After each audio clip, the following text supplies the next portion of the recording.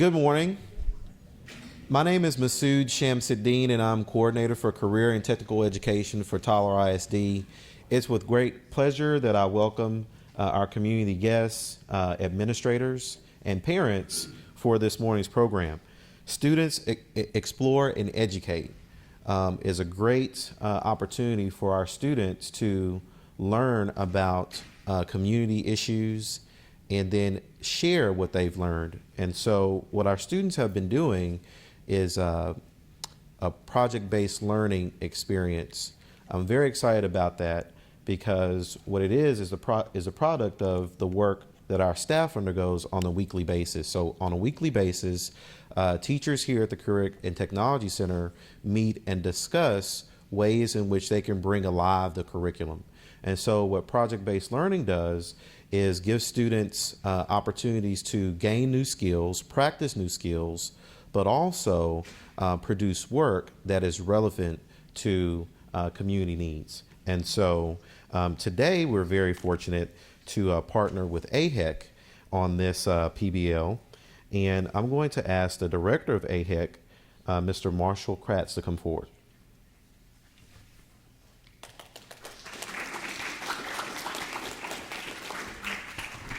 I always love when people clap before you even hear what I have to say. It makes me feel very good. I appreciate that. Thank you. Thank you, Mr. Shamsuddin, for allowing us to be available and come in and present to you today. Thank you again once to everybody. A special thanks I'd like to go ahead and pass to Ms. Jovial Martin, as she is the one that went ahead and pulled this whole event together with the help of Dr. Kristen Walls. And we hope that this event here will provide a little bit more information to you about the wonderful wide world of public health and how exciting it really is. There are a lot of things that are going on in public health. It seems that about 1905 or so, there was a fellow by the name of Jacobson who was pretty upset about people getting vaccinations. Was so upset about it that he sued the Commonwealth of Massachusetts, and it went to the state Supreme Court and on to the Supreme Court, and the Supreme Court said, guess what? States, you can do this. You can have and make people take vaccinations. In history-wise, that's the beginning of what's really known as public health, and you would think that nobody would make such a fuss about it. Why would anybody fuss about a little thing called smallpox? Why would they do that? Freedom and individual rights. And you still see that type of thing happening today. To give you a little bit of a background, I'm going to talk to you a little bit about some of the greatest public health achievements over the last 100 years. If you'll take a look at your diagram on the menu, not menu, but the I'm sorry, this thing. You'll see a diagram that has a whole bunch of things related to public health, okay? Surveillance, training, epidemics, epidemiology, all those types of things. And you say, okay, well, what does that mean? How does that contribute to public health? So, according to the CDC, I'm going to go ahead and let you know what some of their greatest things are. In no particular order, the impact of vaccines. There has been a minimum of a 95% decrease in morbidity from the year 1900 through the use of vaccines. You'll find this in children a lot. Common things like diphtheria, pertussis, tetanus, polio, measles, mumps, rubella, those types of things. Motor vehicle safety. The annual death rate declined from 18 per 100 million vehicle miles in 1925. I didn't even know anybody drove that much in 1925, much less. But it dropped from 18 per 100 million vehicle miles in 1925 to 1.7 per 100 million vehicle miles in 1997, a 90% decrease. Improvements in workplace safety. If today's workforce of approximately 130 million people had the same risk as workers in 1933 for dying from injuries, an additional 40,000 workers would have died in 1997 from preventable events. Control of infectious diseases. Specifically, sanitation, hygiene, vaccination, and antibiotics contributed to a sharp drop in infant and child mortality and a 29.2-year increase, 29.2-year increase in life expectancy. Safer and healthier foods. The sources and characteristics of foodborne diseases were identified and are controlled by hand washing, sanitation, refrigeration, pasteurization, and pesticide application. Healthier animal care, feeding, and processing also have contributed to this. Nobody likes to suffer from bad food. Healthier mothers and babies.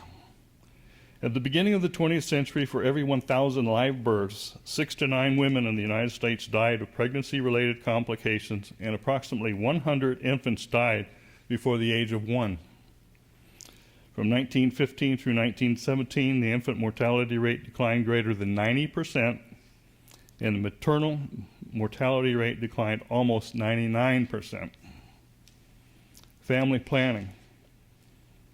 In 1912, Margaret Sanger, a public health nurse who was concerned about the adverse health effects of frequent childbirth, miscarriages, and abortions. She initiated efforts to circulate information about and provide access to contraception. Mrs. Sanger was the 6th of 11 children, and she also had the unfortunate experience of watching her mother die after 18 pregnancies at age 50. Fluoridation of drinking water. This is a classic example of clinical observation leading to epidemiologic investigation and community-based public health interventions.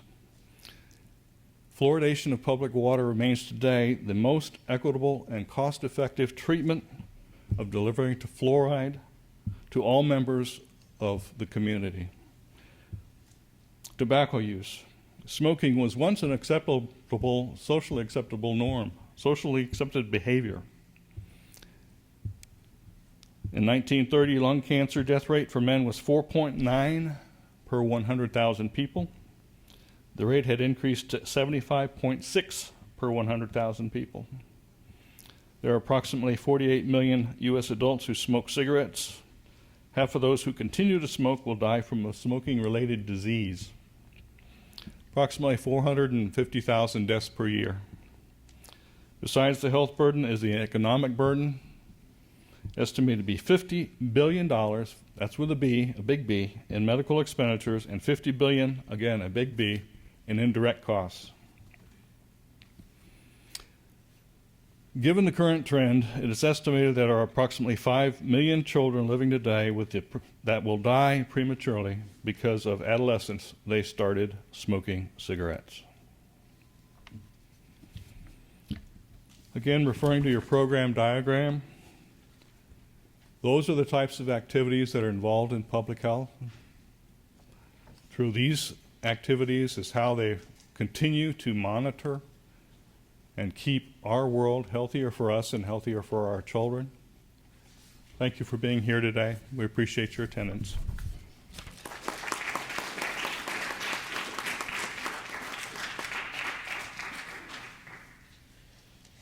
Thank you, Mr. Kratz. As I was listening to your portion of the presentation, it made me think about how important prevention is and education is in terms of fighting the different types of ills that are in our society. It's my pleasure next to welcome Program Coordinator for AHEC, Joville Martin. Joville is going to introduce several of our guests in the audience today and give an overview of the project that the students did.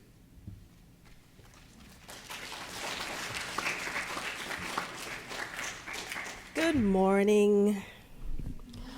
First, I'd like to acknowledge members of the head table and to welcome members of Tyler ISD staff. If you are here, if you could raise your hand. Raleigh Sanchez, Chief Administrative Officer, Tyler ISD. Laura Cano, Deputy Chief of Staffing and Retention.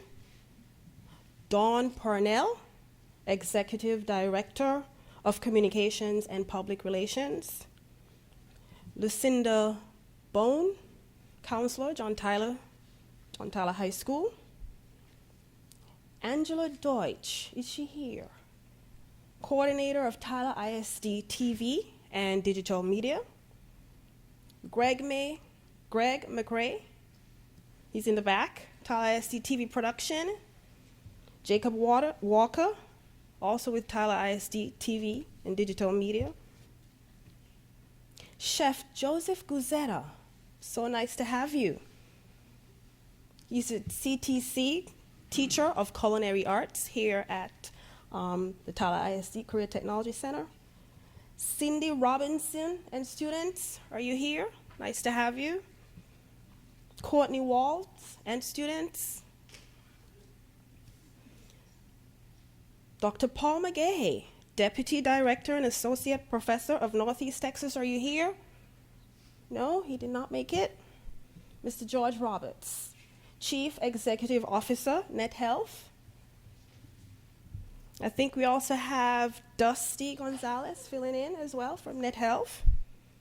Paul Monaghan, Dean of Tyler Junior College, School of Nursing and Health Sciences. Region 7 is represented here today. We have Sherry Wright. She's the counseling specialist of federal programs at Region 7 Education Service Center. And I'd like to welcome the parents who made it out today. Do we have parents? Raise your hands. And of course, students.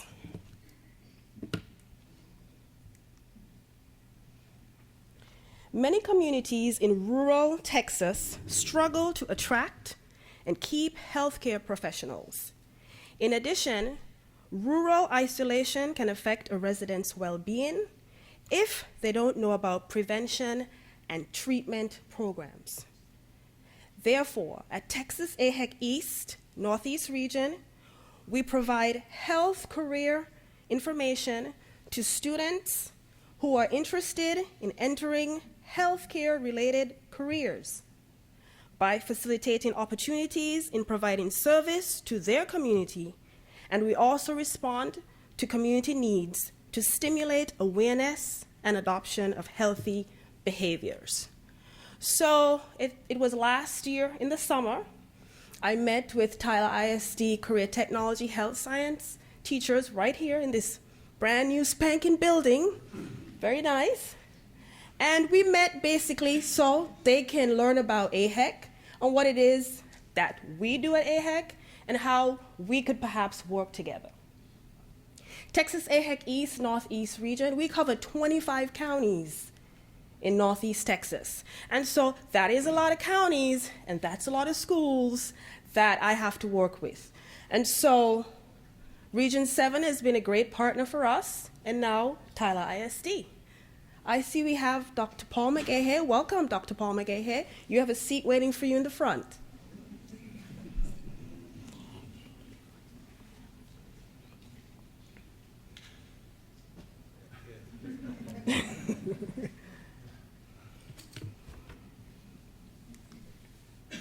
And so I knew that I wanted to do a project-based learning activity with students.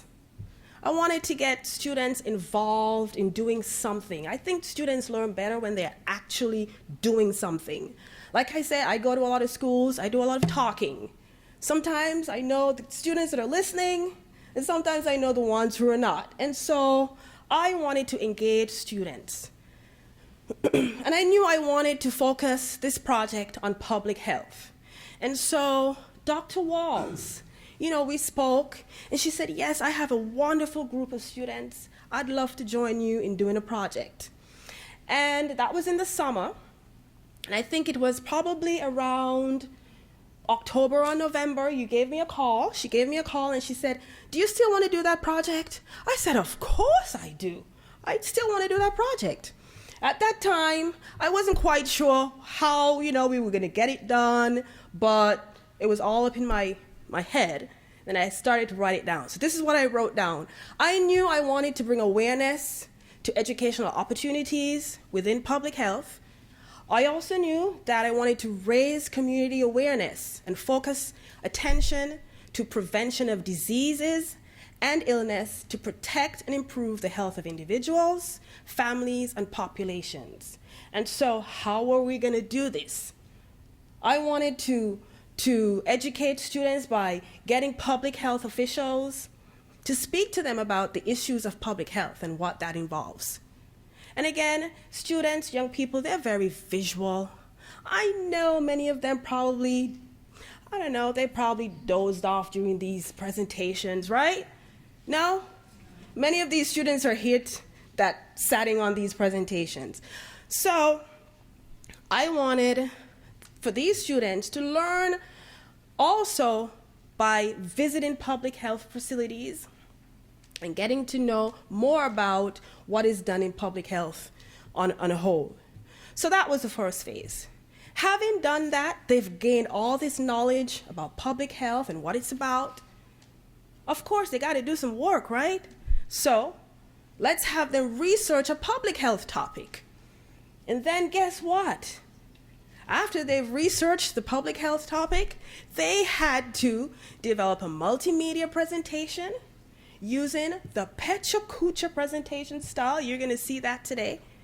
And create 2 30-second public service announcement. Because again, we just don't want the information that they've learned to stay with them. We want to educate the community on a whole. And so that's why you're here today.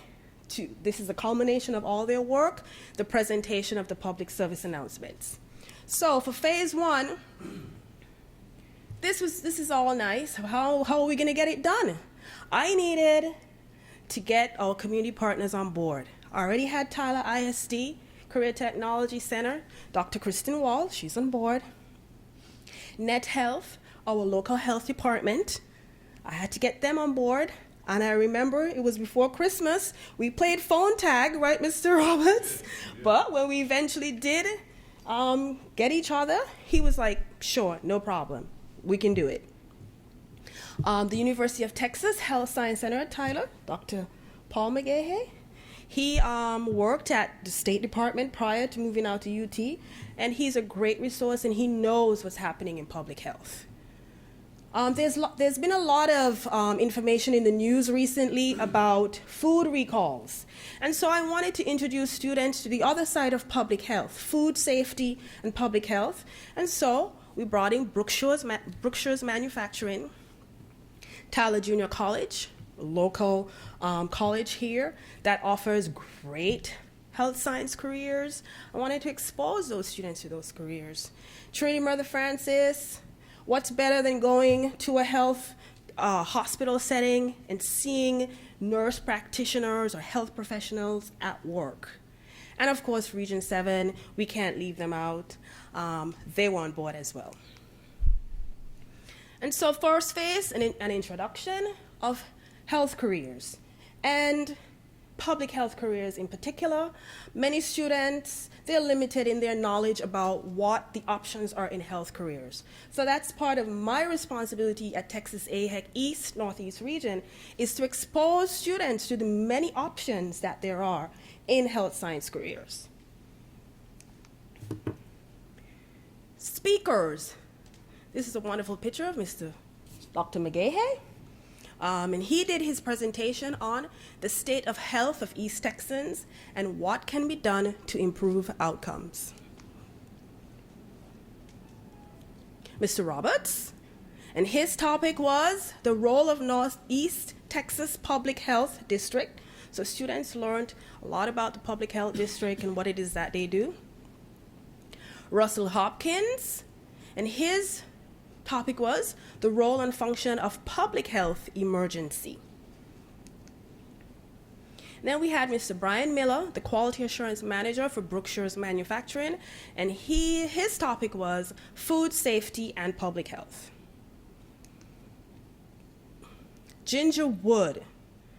We actually did a mock restaurant inspection here at the Career Technology Center. Again, I wanted to expose students to food safety and public health. This is very important. Tyler has lots of restaurants, Many, many restaurants, right?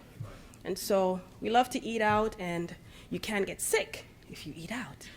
And so Ms. Ginger Woods, she came on over, and Chef Guzetta, he let us use his wonderful kitchen, as you could see. So those were the speakers. And then who doesn't want to go out on a nice tour? Who doesn't want to get out of school? So we took them out of school, and we took them on a tour. And we took them to Tyler Junior College, Trinity Mother Francis, Brookshire's Manufacturing, Ice Cream and Bakery, and we got to eat ice cream. Lots of ice cream.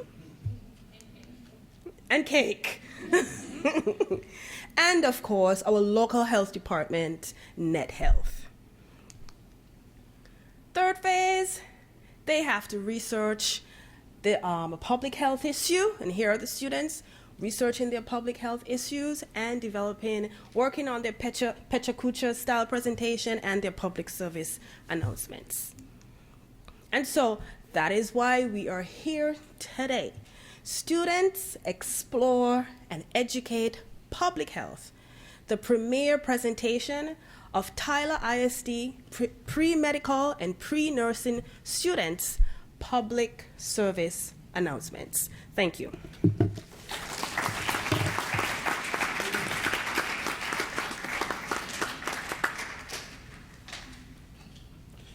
Thank you, Ms. Martin, for that overview. And now I'd like to welcome Dr. Kristen Walls to come forward to introduce our students and the projects.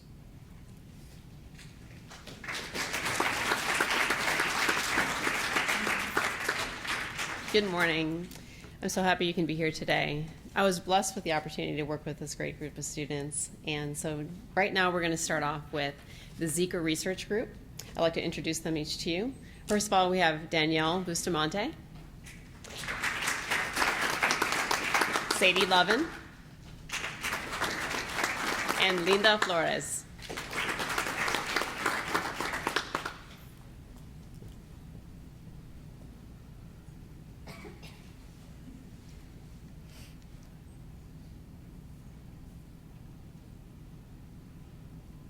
Frederick Douglass once said, "It is easier to build strong children than to repair broken men." Children are the future. They have the capability to grow up strong and make an impact on the world. As future healthcare professionals, we desire to spend our careers making sure that these prospective game changers have the opportunity to thrive. The foundation for a healthy life starts in the womb. A baby in the uterus undergoes critical development. Being inside the mother doesn't give him or her 100% guarantee that it will be safe from every danger. There will always be a chance of infection. An infection that has been swarming around is the Zika virus. The Zika virus is transmitted by Aedes mosquitoes. The symptoms include mild fever, skin rashes, conjunctivitis, muscle and joint pains, and headaches. The symptoms last up to 7 days, but unfortunately 1 out of every 5 people have symptoms. A diagnosis can be confirmed by lab tests, but results don't come in until 3 weeks after. This virus poses an extreme risk to pregnant women and their unborn children. A common side effect is microcephaly. Microcephaly is a congenital condition in which a baby is born with an abnormally small head. Babies are cute and they're small, so you would think a small head on a small baby would be even cuter, right? But not in this case. Sadly, the effects of microcephaly go past the surface and affect the brain. Babies who are born with microcephaly miss out on developmental milestones like sitting, standing, and walking, everything that we take for granted. They also have speech problems, hearing loss, vision loss, and seizures from time to time. On March 4th, 2016, Dr. Karen Nielsen organized a study that was published in the New England Journal of Medicine and uncovered that the Zika virus is more than just the fevers, headaches, and babies born with small heads. This disease is so much more. It comes with a spectrum of other diseases that affects babies at all stages of pregnancies, from 8 weeks to 25 weeks to 30 weeks. All babies are at risk of being born with brain and eye defects that slow their growth. Dr. Karen Nielsen also stated that even if the fetus isn't affected, the virus seems to affect the placenta, leading to fetal death. In fact, 2 babies in the study died just days before their due dates. Despite the mild clinical side effects in adults, Zika puts the lives of babies in great danger. The disease might be the most prominent in Middle and Southern American countries like Brazil, Puerto Rico, Mexico, and Colombia. But it is spreading, and there is no stopping it. A vaccine or cure hasn't been made to treat Zika. Because of modern technology, traveling has become as easy as snapping your fingers. All it takes is an infected person to board a plane. He or she may not know that they are sick or feel any symptoms. As a result, a plane full of passengers and crew are now infected. The passengers and crew then land, walk around a crowded airport, and the virus only continues to increase its territory. With hundreds of cases already here in the United States, born illness are bound to happen. Within weeks and even months, the Zika virus could be everywhere. It's better to be safe than sorry. Taking action now before the problem becomes exponentially threatening could lessen the blow of the disease in the near future. Think of all the babies at risk. That's a lot of babies in the world. If the majority of a generation is born with disabilities, how will society grow? How will cures for diseases like this be created? The risks are all very alarming, but it can all be avoided by taking simple precautions. According to the CDC, pregnant women, as well as any other person, are highly, highly encouraged to avoid traveling to places where Zika is prominent, like Brazil. They are also highly encouraged to practice safe sex with their partners. The spouse may have the disease in the system, especially if they travel frequently. The man can transmit the disease to a woman sexually. If traveling is necessary or you interact with people frequently, it's necessary for you and for everyone to take serious precautions. All couples should take serious precautions. You also want to make sure that you wear clothing that will cover the majority of your body. This clothing should also be lightly colored because darker clothing tends to attract mosquitoes more. It's also important that you wear bug repellent that either has the D ingredient or the IR35 ingredient. These ingredients are fail-proof and will give you a higher chance of not being infected with the Zika virus. These ingredients are also safe for pregnant women and women who are breastfeeding. Be sure to cover any container that can or will contain water. All homes should have screens on their doors, screens on their windows, and air conditioning. This will help keep mosquitoes away from the one place your children spend the most time, their home. To all the moms out there, and even dads, all you ever want to do is protect your child from every single harm, right? Well, we all know that in reality, this is quite impossible. But what you can do is give them a good, solid start at a healthy life by following these precautions. By doing so, you'll give your baby a greater chance of being born into a healthy life. Help your baby by helping yourself. Don't wait until it's too late. Zika is already present in the United States. According to the CDC, by April 13th, there were 358 travel-associated cases already present in the United States, and as of May 11th, the number has risen to 503. Many United States citizens may not think that this disease should be taken so seriously. You turn on the news, and more of the drastic cases you see are present in countries like Brazil. It couldn't seriously affect us, right? Well, wrong. This disease is only spreading more and more. The Zika virus is only increasing its territory, and modern technology is only helping it thrive. Microcephaly is a lifetime full of complications, brain defects, seizures, and fatal death. This should not be taken slightly, because there's no cure to treat Zika. Your baby's future is in your hands. Don't allow something that can be prevented keep your baby away from having a normal life. The warm, damp climate here in East Texas make the perfect breeding ground for the Aedes mosquitoes, especially with summer on its way here. The Zika virus is approaching, with cases already being found in Mexico. The Zika virus is basically knocking at our door. Don't let Zika take control. You take control, you get protected, and most importantly, you protect the future generations. Thank you.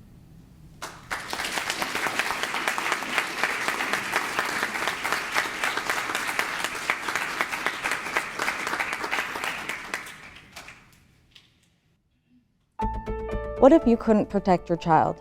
Sometimes the safest place is not so safe at all. Mosquitoes pose a risk of giving the Zika virus to pregnant women. Unborn babies are at risk of hearing, balance, and vision birth defects. To prevent infection, avoid traveling. Wear long, light-colored clothes. Use bug repellent. Make sure to use screens on doors and windows. Empty or cover open water containers. And always practice safe sex. For more information, contact Texas AHEC Northeast online or call.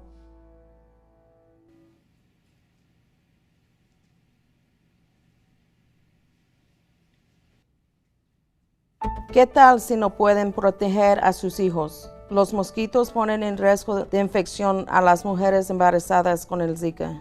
Los bebés infectados nacen con defectos congénitos, como una cabeza pequeña. Para prevenir infección, considere los siguientes pasos.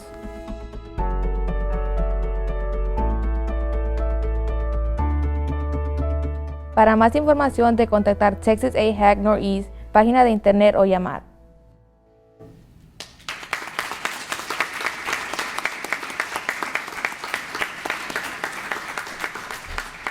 All right, now we'd like to open up for questions or comments from our first research team. I know we had several of our public health officials here. Any comments or questions for the research group? Sure. Well, I'm George Roberts from the Northeast Texas Public Health District. Great job, guys. And this is as many of you are aware, this whole thing really just, how many of y'all have heard about Zika virus at Christmas time? I had never heard of it. I heard about it starting mid-January, and it's kind of been the topic of the day ever since. So thank y'all for jumping into this. And it's really, the whole thing about Zika that we've learned is all about prevention. We really can't, many times with mosquito-borne illnesses, we call on cities or counties or municipalities to spray it away, and you cannot spray this away. This Aedes mosquito is basically living in your house right now. So many times what we're trying to do is, it sounds kind of, almost a 180 in your head, but you're trying to protect our local mosquitoes from biting people that have been to Brazil or wherever. That's how it's going to be spread. Because the Aedes mosquito doesn't spread, it basically lives about 200 feet from where it's born. So this is a great presentation, guys. And the big issue right now is we're trying to encourage, the Senate passed a bill to help fund extra funding for Zika, passed it this week, and we're trying to encourage the House of Representatives and DC to pass it right now. So I love the video that y'all did. I love your presentation. You did an exquisite job. Thank you so much. Well done.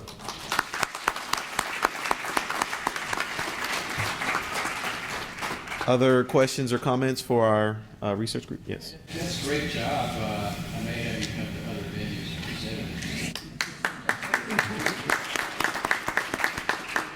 The idea is for the person, say, lives outside Smith County, they want to prevent mosquitoes from growing in their area. Any more thoughts from them on how to prevent mosquitoes from growth in their area? Well, I mean, as we said in the presentation, the only things that you can do right now, because there are no vaccines or any cures for this disease, is to do just any preventative things you can do to prevent mosquitoes from biting you and to just avoid traveling to those places. Right, and just drain the water in your area, sure that flower beds are drained. There are these little donuts you can buy in the store and put them in standing water that will fill the water. So yeah, very good.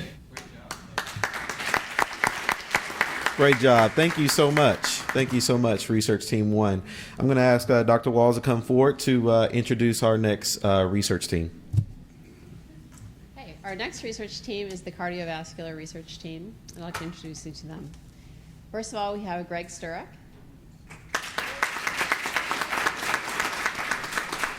Kimberly Nino. And Tamia Allen.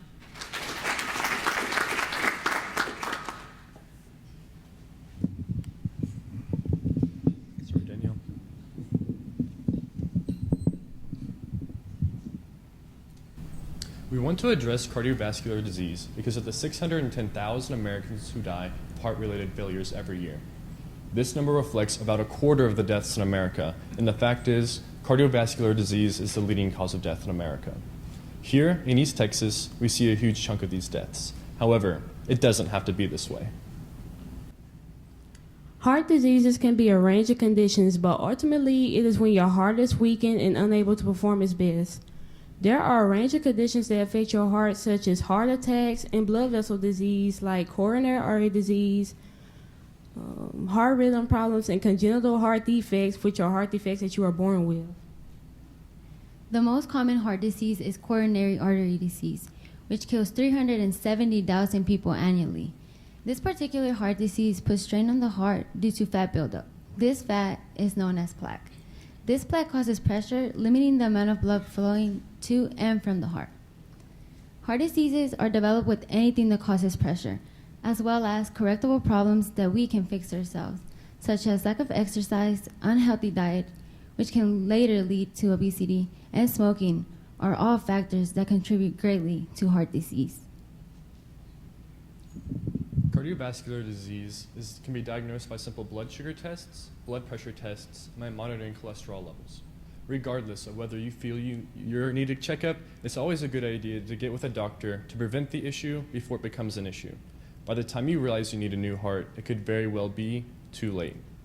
Cardiovascular disease isn't caused by a virus, nor is it spread like conventional diseases. However, as we've mentioned, secondhand smoke is known to have a major influence on it. Also, family genetics and heredity of the disease play a major role as well.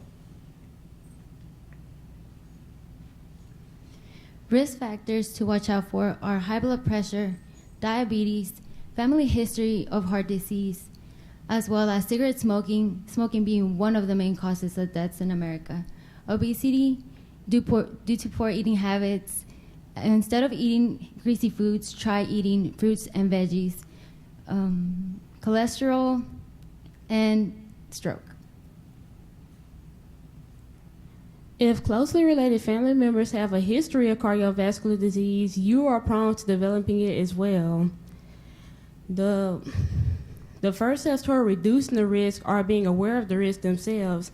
Then you can begin the path to healthy living by eating in moderation and exercising. The African American population has proven to be more prone to developing cardiovascular diseases, but really anyone in any ethnicity in the world can be affected. It all depends on how you choose to face your unhealthy habits. We can be the generation that stops cardiovascular disease from being the top killer in America. The best way to prevent heart disease is by maintaining better, healthier lifestyle choices and habits such as eating properly, lowering or putting a stop to drug and alcohol consumptions, and monitoring your blood sugar levels to make sure your blood sugar doesn't get up too high.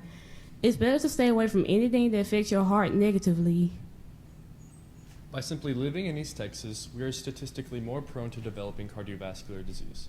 As a culture, we're more likely to accept foods that promote the onset of a heart-related medical issue. In Texas, we see these foods all the time.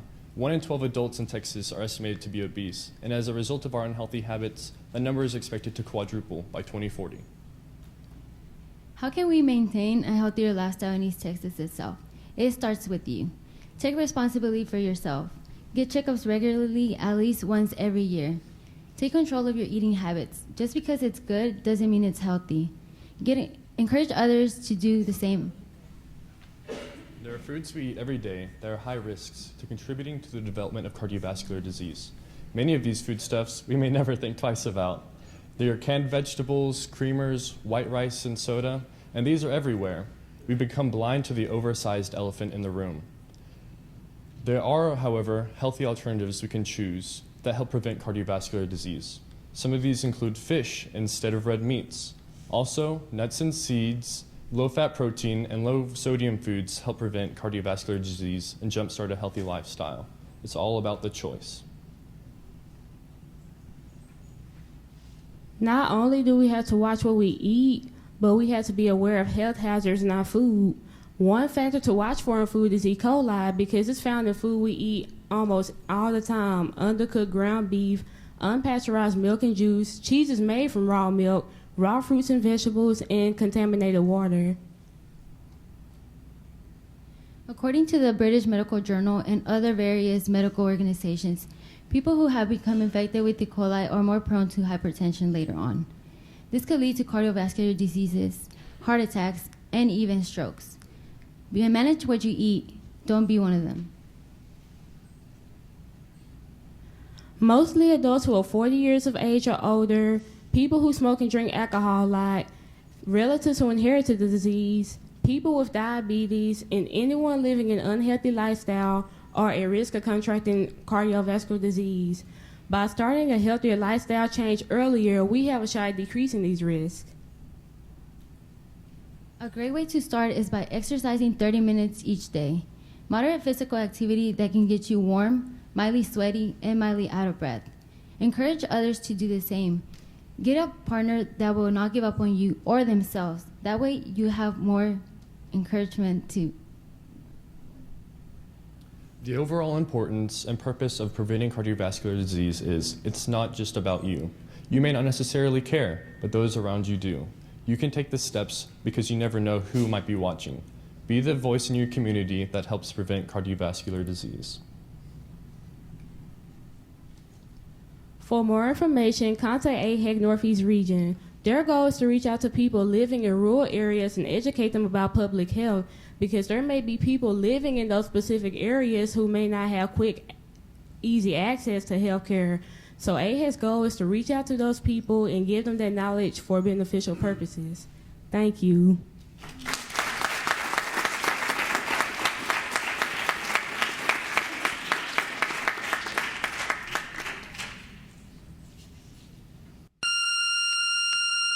Is it one of them? No. Is it him? No. It's you, and you are leaving them behind. It doesn't have to be like this. Cardiovascular disease starts young, but preventing it starts now. Don't be a statistic. Don't be one of the 600,000 Americans who die each year of heart disease. Don't wait for the symptoms, prevent it. Call your doctor or AHEC for more information.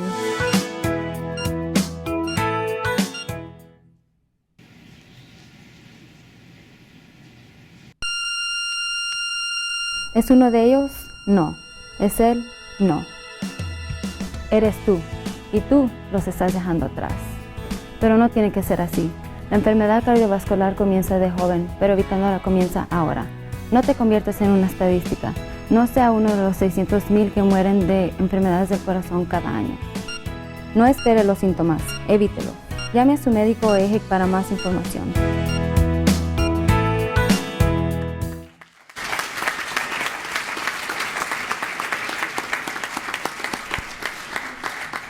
All right, questions or comments for our second research group?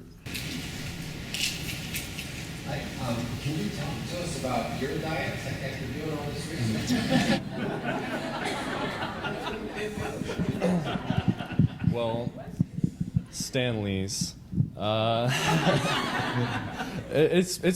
are a lot of things, as I said, we just don't think about it, and food's good, and we're prone to take in food that's salty, that's lipidy, that's sugary, and if you've seen the movie Food Inc. or the documentary, they go into detail about just how much of a business food has become and how it's geared to how we're engaged to accept these foods. And so my diet, I've tried to change. It's hard, but I have noticed a difference. I used to not like water at all. I love water now, and I'm really thankful for the opportunity to get involved with this project. And thank you for Tyler ISD TV for supporting us, and all of the staff as well, because it really does help a lot.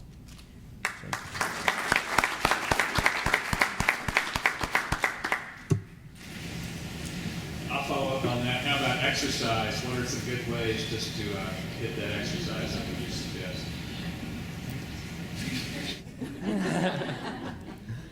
Well, it doesn't have to be anything overly strenuous. Just kind of getting mildly out of breath, just taking a walk every day if you can. It's important not to get into a rut. Like we said, a lot of this isn't about cutting food out of your life or cutting habits. It's about taking it in moderation. And so that's one of the most important things.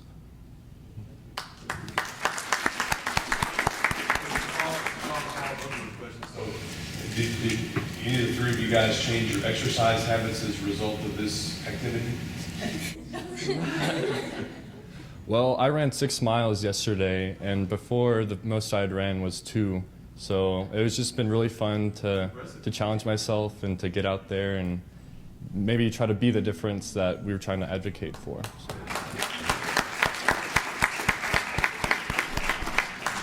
Well, great job, research team 2. Good job.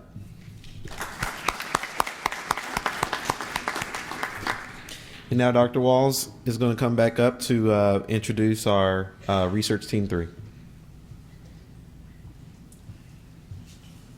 The next group that's going to present is the Diabetes Research Group. I'd like to introduce Melissa Galvan, Kasia Nobles, and Carla Arciga.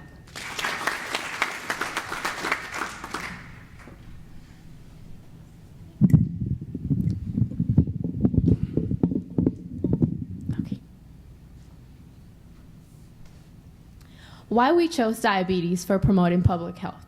Well, the reason why we chose diabetes for promoting public health is because we all have family members who have had or have diabetes. Therefore, we feel that it is important to let others know on ways to prevent diabetes. And also, it is an easy step towards expanding one's life expectancy. Diabetes is a disease in which an individual has high blood sugar, resulting in the production of no insulin or not enough insulin. Insulin is the hormone that helps regulate the amount of sugar in the blood. There is more than one type of diabetes. There's type 1, type 2, and there is also prediabetes, and they are different in many ways. What is type 1 diabetes? Type 1 diabetes is when your body is no longer making enough insulin and needs to regulate your blood sugar. With this, the immune system actually attacks and destroys the insulin it needs for this to function, and with that, you have to take insulin to regulate your blood sugar. The symptoms of type 1 diabetes include frequent thirst, frequent urination, hunger, fatigue, and blurred vision. These symptoms could lead to severe complications if not taken care of. Therefore, it is important that one is aware of these symptoms in order to prevent future complications. Type 2 diabetes occurs when fat, muscle, and liver cells do not use insulin to carry glucose into the body cells to use for energy. Before meals, the pancreas keeps up with the need of making insulin, but after meals, the pancreas does not make enough insulin, causing blood sugar levels to rise.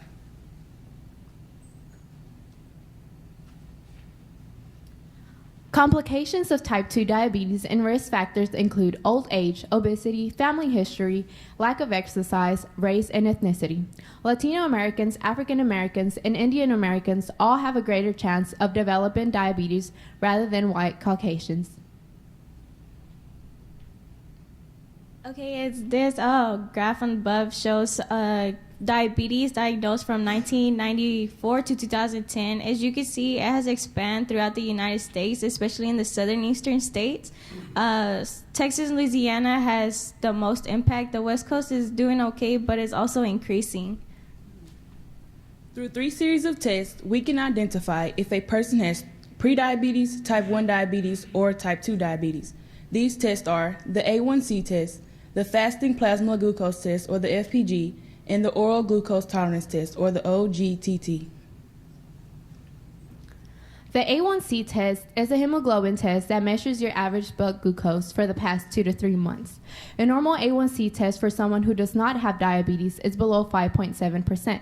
However, for someone who has diabetes, their A1C test results are about range from 7 to 8%. The fasting plasma glucose test checks your fasting plasma glucose levels. It consists of eating a normal diet the days leading up to the test and avoiding consumption of food 8 hours prior to the test. A normal test result will show between 70 and 100 milligrams of glucose in the blood. The OG tolerance glucose test is the test that you take a special sweet drink, and it measures your glucose levels before and after you take it. For a normal rate, it's 140 milligrams. Pre-diabetes is anywhere from 140 milligrams to 199 milligrams, and diabetes is over 200 milligrams.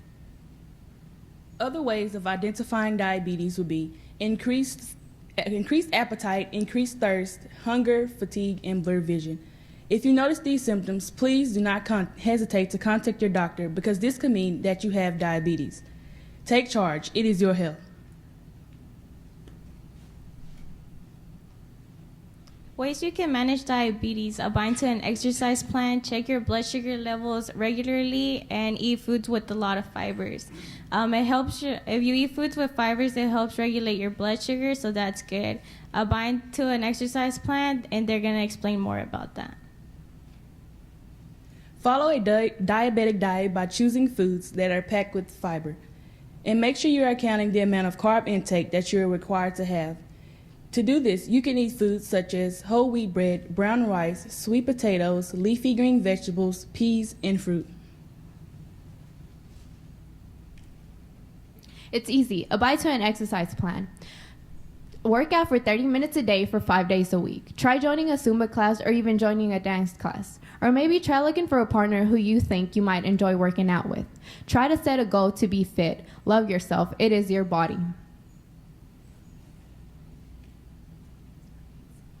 Manage your diabetes by checking your blood sugar levels regularly. Buy a notebook so you can keep track of your blood sugar levels, and also do not forget to exercise. By doing this, you can manage your diabetes and prevent further complications. Last but not least, make sure you are administering the right amount of insulin that your body needs in order to properly function. If you administer too much insulin, it could lead to symptoms such as dizziness, drowsiness, headache, fatigue, and more severe symptoms could be disorientation, coma, and seizures. Okay, 2 easy steps to prevent diabetes. Abide to an exercise plan and have a healthy diet. The way you can have a healthy diet, just eat a lot of leafy greens, a lot of foods packed with fiber, and abide to an exercise plan just by exercising 30 minutes a day, 5 days a week. Things you could also take in consideration, park further away from the stores so you could take a longer walk. You could take the stairs instead of the elevators. I know a lot of people don't like to do that, but it also helps. What you could also do is before you eat, you could go walk, or before you go to sleep, go for a walk, take a little jog, do something that you think will help you. It's easy. Make healthy food choices. Eat a variety of fruits and vegetables, choose a lower fat intake, eat healthy snacks between meals, and choose water to drink instead of a fountain drink. And last but not least, do not forget to exercise.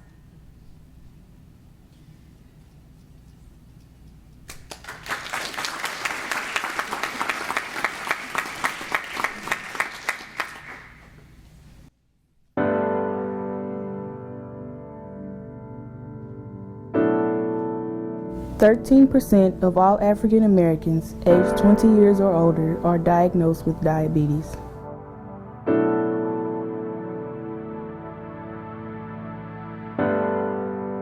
%10% of Hispanics aged 20 years or older are diagnosed with diabetes.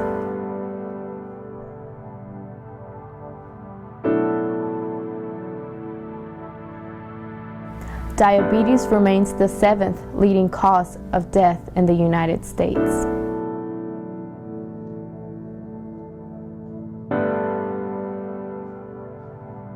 Don't be a statistic. For more information about diabetes, please contact AHEC at the phone number or website listed.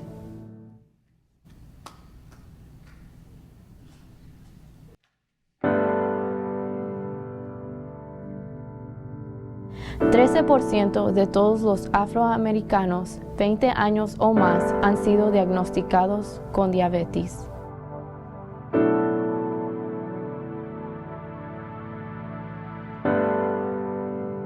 %10% de hispanos 20 años o más han sido diagnosticados con diabetes.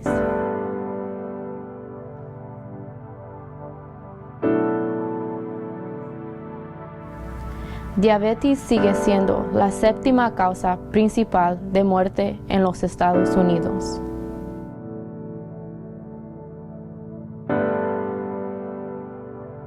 No se hace una estadística.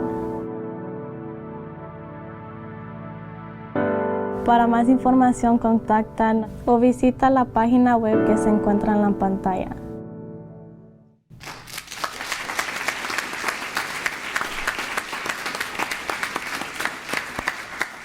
All right, questions and comments for our third research group. You know, again, great job. You know, all three guys are just, all three groups are just blowing me away. You know, excellent, excellent work. My question, you did a couple of stats that I had not hit me. I didn't realize it's 13% of African Americans over 20 and 10% of Hispanics. Do you know the Caucasian rate of diabetes over 20? Did y'all see that? Unfortunately, we do not know, but we can get back to you on that. Yeah, it's somewhere probably, I'd say 10, maybe under 10% or something like that, is what I'm guessing.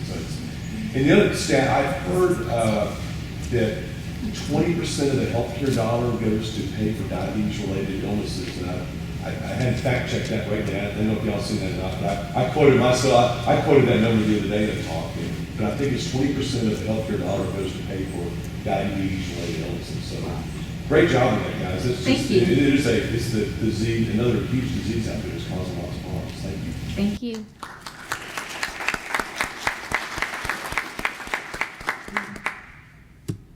Yes, sir. So through your research, you all indicated that you had a family member. Right. How did that make you feel as you went through this? Well, it was kind of hard in the beginning. Give me a second. You want to talk?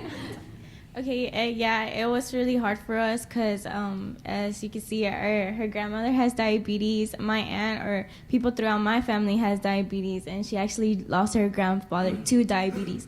So this is a disease that is really hitting home because it affects all of us, and I'm pretty sure some of y'all do have people with diabetes, and I'm not sure if any of y'all have lost them, but yeah, it does hurt because it's out here and we don't know how we could prevent it, but now we do. We have these resources. Y'all can come to us. We can help y'all. Go to AHEC or any health provider that can help y'all.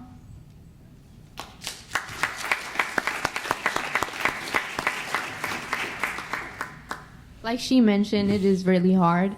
My grandfather died because of diabetes. Therefore, I felt like it was important for me to inform others on how to prevent diabetes.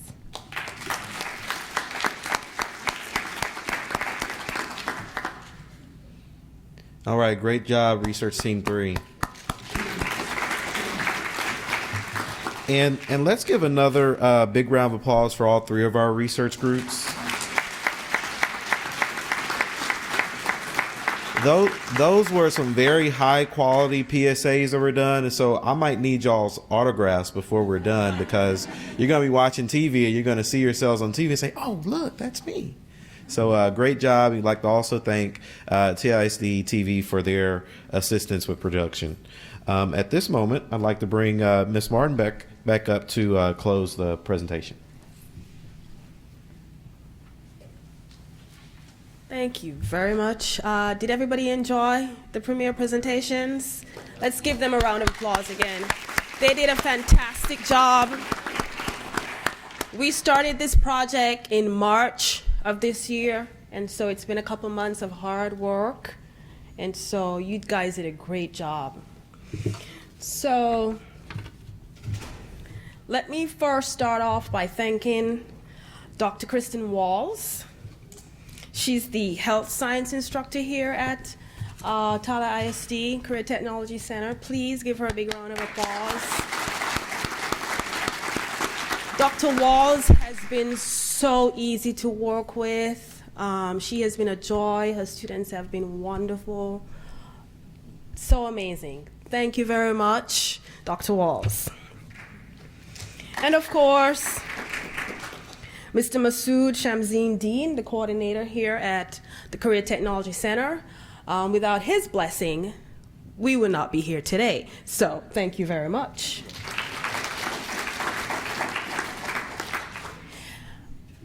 Many of the, in fact, all of the speakers' presentations were taped. And so we have to thank Mr. Jason Bethany. He's the audiovisual production teacher here at the Career Technology Center. These presentations are now available on Region 7 Education Service Center Career Technology website. And they're also going to be posted on the AHEC website. So if you're interested in listening to Dr. McGahey's presentation or Mr. Roberts' presentation, they're on Region 7 Career Technology website. Part of doing this project, we wanted to, again, educate the community, and we wanted schools in Region 7 to have access to this information as well. So that's why we're posting them on the various sites. Chef Guzetta, thank you very much for having us have access to your wonderful kitchen. For the mock restaurant inspection. The quality of the PSAs were made possible because of Tyler ISD TV. And I know Angela Deutsch, she's the coordinator for digital communications. She's not present, but her staff is present in the back. And so let's give them a round of applause, Jacob Walker and Gray McRae. Thank you very much. Good job. And of course, our community partners, Dr. Paul McGahey, Mr. George Roberts, Russell Hopkins, who's not here today, Ginger Woods, Brian Miller from Brookshire's Manufacturing, Paul Monaghan, the Dean of Tyler Junior College. He's a fantastic dean. They have excellent programs at Tyler Junior College, and he's very much involved with the students. Yes. And he's a joy to work with. I just call him, send him an email. I want to bring some students to tour your campus. He's like, yes. And he actually does the tours too. I don't know where he finds the time, but he's a wonderful dean. Great person to get to know students. Trinity Mother Francis, we also want to thank them for allowing us to have access to their facility. Texas Reardon, he's the digital specialist for Region 7 Education Service Center. He's not here today, but he also worked with us on getting the production of the videos up on their website. And the pre-medical, pre-nursing students, please stand and take a bow. We'd like to thank them because all of this would not have been possible if they did not participate. And I think they did a very good job. So thank you, and thank you all for coming. Thank you.